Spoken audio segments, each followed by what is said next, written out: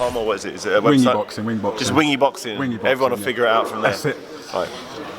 Wingy Boxing, IFL TV, in association with MTK Global. I've been waiting for you to interview me for so long. It's been a while, isn't it, man? It's been a while. We've been flirting with each other online, but finally we meet in the flesh. Yeah, in a different position than I was imagining. I thought like it might be before a fight. Yeah. It might be in the gym, but here you are promoting. Yeah. I don't know where to start, man. Tell me, how does it feel that you got this fight over the line, Whyte Chisora 2? I'm very, very happy. You know, when Dereck asked, you know, for me to sort of take control of his career, not only on the business side, but also on a personal and training side, I saw it as a huge challenge. You know, I talk to people who know Dereck, and they all say he's got his hard work, but you know, credit to him, he's done what he needs to do. You know, I think he realises he's in that last chance saloon situation where he has to win this fight. You know, the first fight was an epic. You know, he lost in a very close, controversial decision. This time round, he knows that performance isn't good enough because Dillian Whyte has improved immensely. You know, he's had some great wins. You know, the Joseph Parker win, for instance, was a tremendous one. You know, knocking the granite-chinned Parker down, who's young and hungry. He went 12 rounds with Anthony Joshua. You know, he was able to put him down with a beautiful sort of left hook, and obviously the knockout of Lucas Brown, one of the all-time most the knockout was so good they didn't even show the replay. You know, a knockout's bad when the television doesn't show the replay, and for me, that showed that, you know, Dillian has been listening, has been living a life, has been eating the right things, has been sleeping. So Dillian had been doing what he needed to do to improve, and Dereck hadn't been. You know, and I think you could have seen that in a few of his performances. You know, the loss in Monaco wasn't down to the guy being better than him, he just wasn't in condition. And for me, conditioning is key. You know, he can't obey his coach's corner. He can't do what Don Charles wants him to do if he's not fit enough to do it. Don can say, right, I need you to pick up the pace now. If he's got no more energy to throw, he can't do what his coach needs him to do. And believe me, he will be able to do whatever Don Charles requests him to do on December 22nd. And it's going to be a pretty basic game plan. It's to walk straight at Dillian Whyte and put a whole heap of heat on him. Just unload from the first bell to the last bell. But I don't see it lasting 12 rounds. I cannot see this fight going 12 rounds. The first fight I took my wife to, God bless her, was you and Dereck Chisora. Okay. Was it raining? It was raining. It was quite manic. And even she said this is really strange. When he first approached you, though, as somebody who formerly boxed, did you just put that all aside and think it's just about business?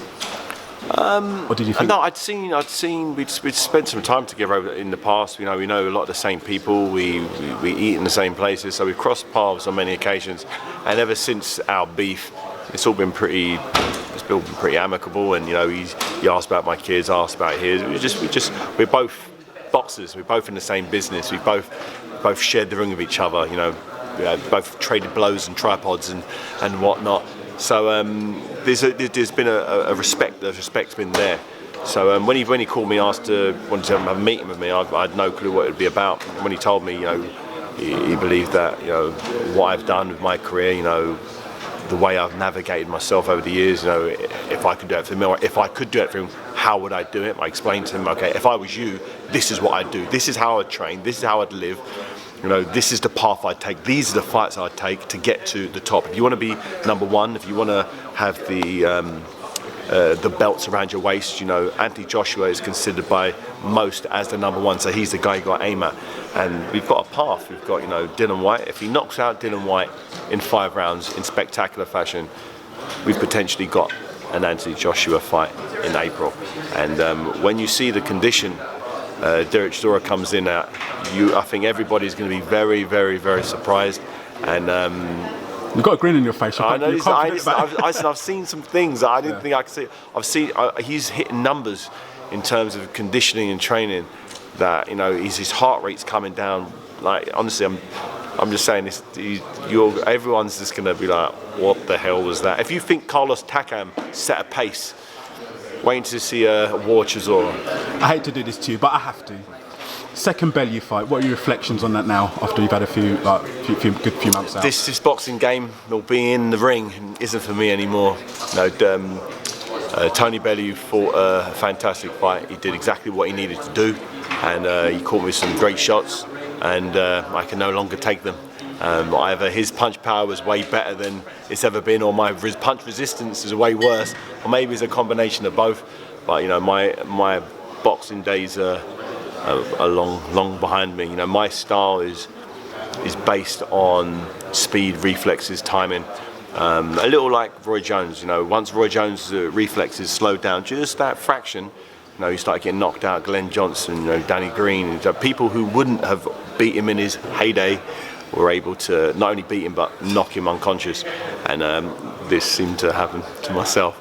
And I don't need to hyper-analyse what I did, like how you're in a good place with it now. Yeah, it is what it is. At some stage, all fighters realise that they can't do what they once could do. And I remember being at the World Championships at the Olympic Village in East London when Usain Bolt was there to win his third or whatever World Championship gold medal, and he didn't. I had tickets for the finish line to watch him go through his last race, to watch him win his last race, and he comes second. I was like, everyone sort of looked around, was like, what happened there? What was that about? You know, why did he lose? You know, was he injured? He just got old. That's just what happens. Sooner or later, you just can't push like you used to, particularly if you're a freakishly fast person.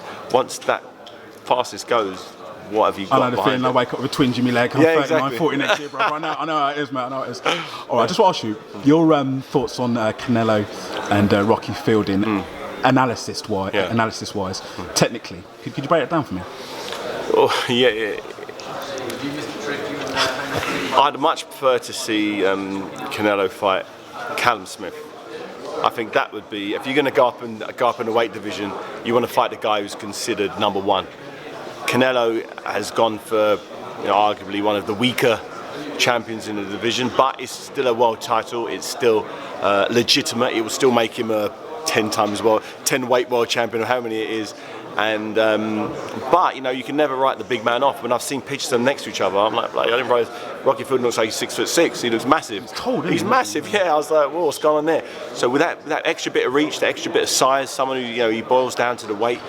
You know, you can't write him off completely. But having said all that, Canelo is a very special fighter. I had him winning quite easily the fight against Triple G. His skill set, his timing, his rhythm, the way he was riding shots against a fighter who's very, very dangerous. He was standing in range, he was holding his ground, he was showing that he could go up in weight if he needs be. He wasn't trying to pick it on points. He stood his ground with the much stronger, much more dangerous single punch fighter in Triple G. And how would Rocky Fielding get on with Triple G? Would Rocky Fielding be able to take those shots? I don't think so. But he's the bigger guy. He's a naturally bigger man. You know, 168 pounds. You know, it's a big difference. You know, 8 pounds.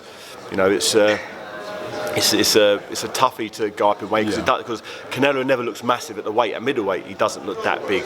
But come fight night, it's going to be interesting. I'm going to be tuned in. It's going to be a great fight, and I can't wait for it. Finally. Great interview, by the way.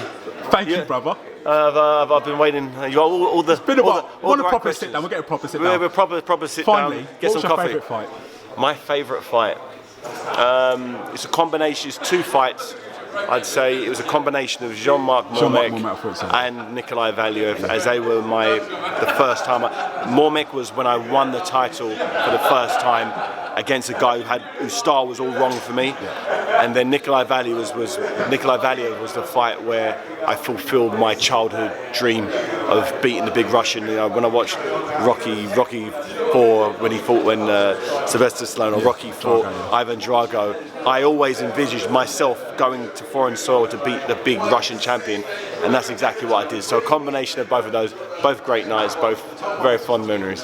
They weren't wiped out by my last couple of fights. The memory, the brain can still function. I can see you getting hyped and excited talking about fighting. There's a tripod there, so I'm going to calm down. Thanks for speaking to Winnie Boxing, IFL TV. Thank you, brother. Pleasure. Thank you.